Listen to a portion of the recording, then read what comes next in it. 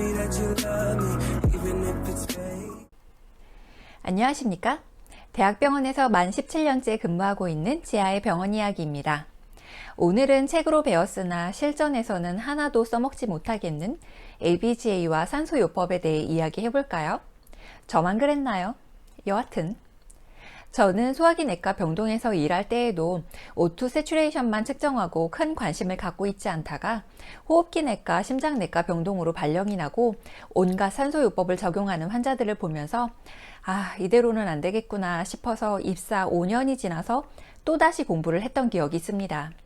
대사성 산증 알칼리증, 호흡성 산증 알칼리증, 이게 무슨 말인지 학교 다닐 때 배우면서도 그냥 암기만 했었고 배울 때에는 조금 알겠다가도 돌아서면 머릿속에서 없어지는 것이었죠. 그리고 시험 때가 되면 다시 표 그려가면서 열심히 외웠던 정말 큰 소모전이었던 것 같습니다. 이 내용 역시 한 번으로는 끝날 것 같지는 않네요.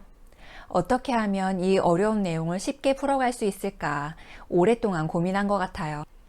다들 어려워하시는 에어보나 하이플로우 사용에 대해서도 나중에 언급해 보도록 하겠습니다.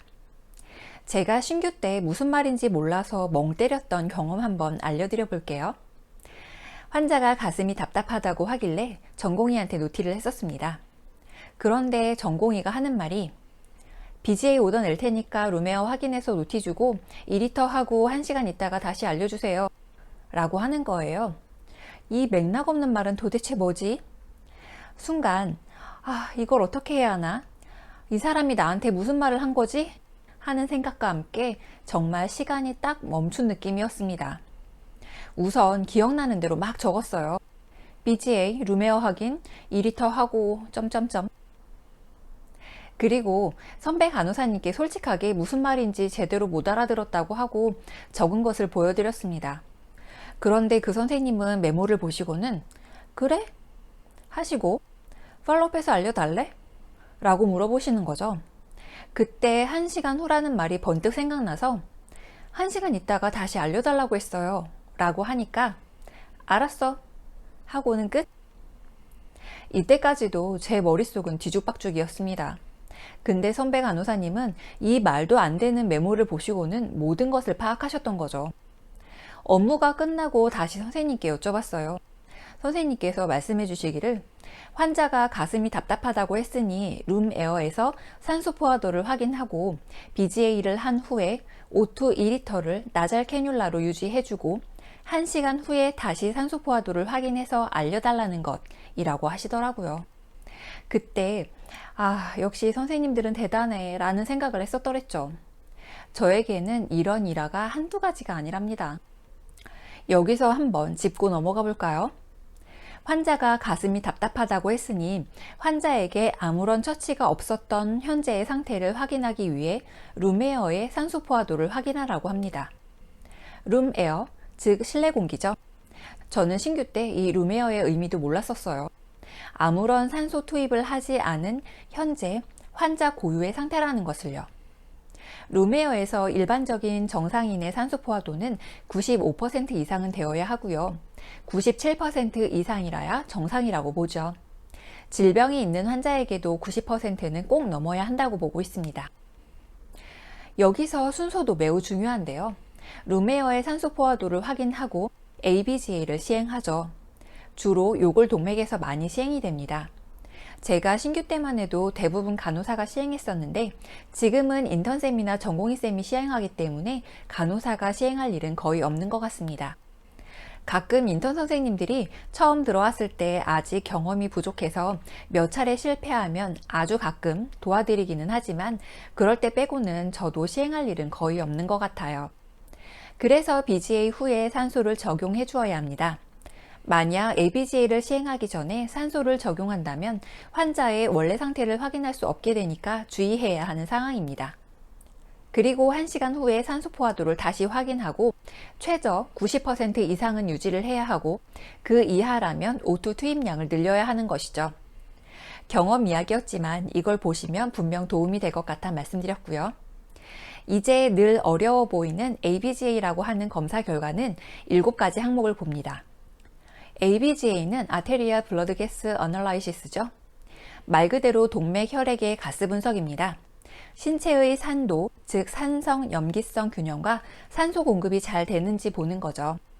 pH는 산 염기를 보는 거고, pCO2는 이산화탄소 분압이고, PaO2 산소 분압이죠.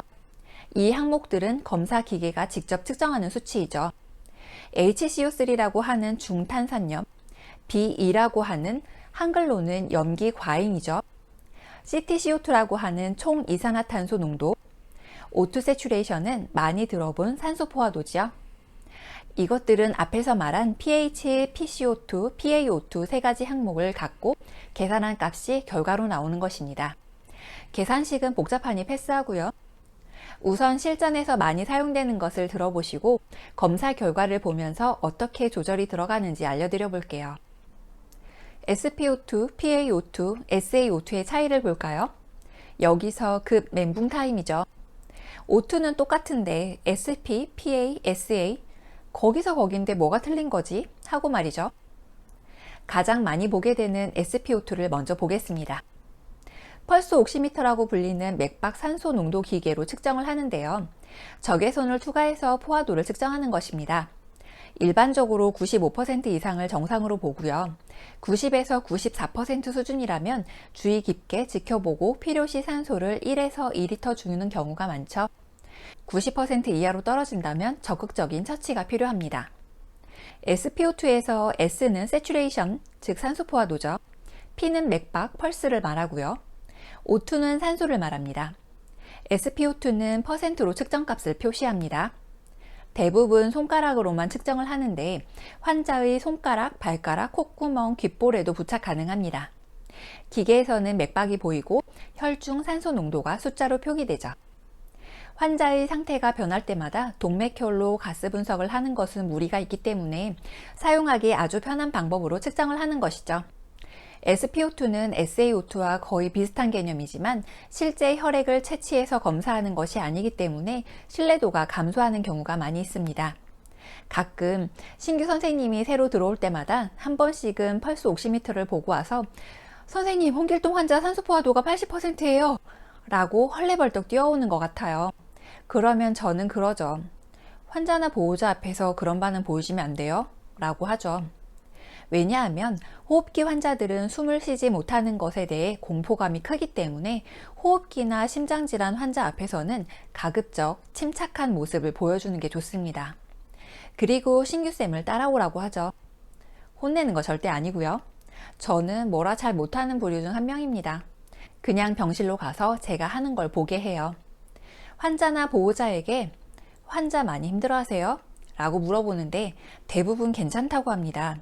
기계가 손가락에 잘 부착이 안 됐나 봐요 라고 하고 손가락이 차가운지 만져보는데요. 손이 따뜻하면 다른 손가락으로 옮겨서 잘 물려주면 다시 정상 수준으로 올라오는 경우가 대부분입니다. 만약 손이 차가우면 귓볼에 붙여서 사용하는 것으로 측정합니다. 그러면 90% 이상은 회복하는 수치를 보여줍니다. 제가 하는 걸 옆에서 신규쌤이 보면 그렇게 따라 하시겠죠? 그리고 병실에서 나와서 제가 몇 가지 했던 행동의 이유를 설명해 줍니다. 그러한 조작을 했음에도 불구하고 세츄레이션이 떨어져 있는 상태라면 주치의에게 노티하고 검사를 시행하고 또 다른 처치가 다르게 시행이 되는 거겠죠. 실제로 펄스 옥시미터는 저체온이나 빈혈 환자, 혈액순환 장애가 있는 경우에 수치가 낮게 측정되고요. 주위에 강한 빛이 있거나 조영제를 맞았던 환자도 낮게 측정되고 강직이 심한 환자나 손을 꽉 쥐고 있었을 때에도 수치가 제대로 측정이 안 되는 경우가 있습니다.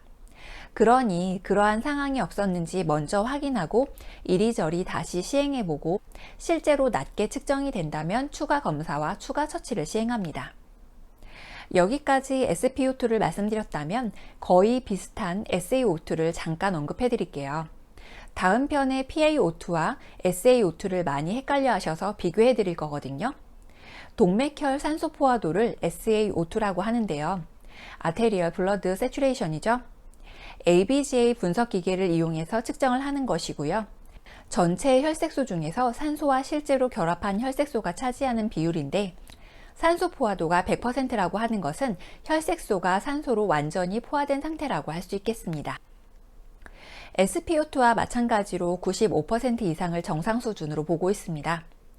SpO2가 산소 포화도의 70에서 100% 범위 내에서는 약 2에서 3% 플러스 마이너스 차이가 있을 수 있으나 임상적으로는 SaO2와 거의 비슷한 개념으로 사용되고 있습니다. 한 번 더 정리하자면 ABGA, 즉 동맥혈액으로 측정하는 코어 옥시메터는 SaO2, 펄스 옥시미터 기계로 측정하는 표기법을 SpO2라고 하는 거죠. 다음 편에 말씀드리겠지만 산소 포화도가 60에서 90% 범위 내에 있을 때 SpO2 또는 SaO2에서 30을 뺀 수치는 PaO2와 거의 비슷하기 때문에 간접적으로 PaO2를 평가할 수도 있습니다. 오늘은 경험 이야기를 좀 많이 해드렸죠. 지금 실제로 ABGA 시행 방법도 한번 보여드릴까 하는 생각도 드네요. 그것도 경험상의 팁이 많이 있긴 하거든요. 기회 되면 진행해 보겠습니다. 오늘은 여기까지 하고요. 다음 편에 ABGA 검사 결과지에 대한 것과 검사 결과에 따른 환자 처치에 대해서도 말씀드려 볼게요. 그럼 이만 들어가 보겠습니다. 아렌지아 TV 오늘 하루도 무사히.